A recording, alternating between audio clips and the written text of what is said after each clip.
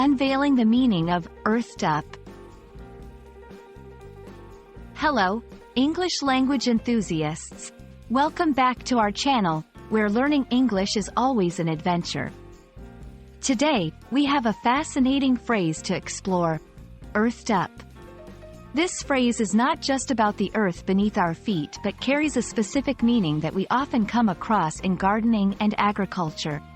Stick around as we dig into the context, usage, and examples to understand it thoroughly.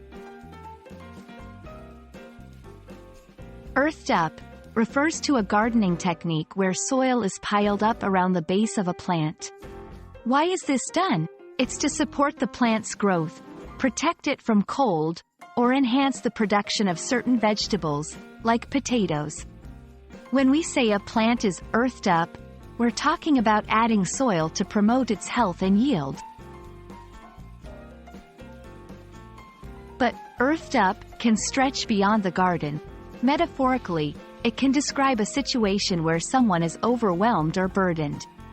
For example, if you're piled up with work, you could feel as if you've been earthed up with responsibilities. Let's see how to use earthed up in a sentence. In gardening, the farmers have earthed up the potato crops to protect them from the frost. Figuratively speaking, I've been so earthed up with work this week, I haven't had a moment to relax.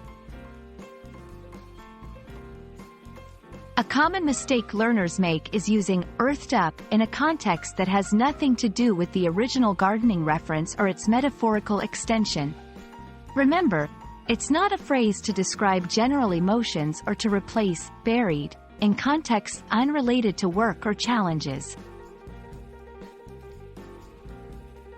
Other phrases that share a garden theme include rooted in, branch out, and nipped in the bud.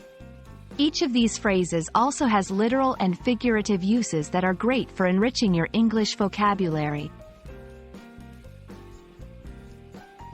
That's about it for earthed up. We hope this video has planted some seeds of understanding about this phrase and how it can be used. Remember, language learning is like gardening. It takes time, care, and sometimes getting a little earthed up in practice. Until next time, keep nurturing your language skills, and don't forget to subscribe for more insightful English language content. Happy learning!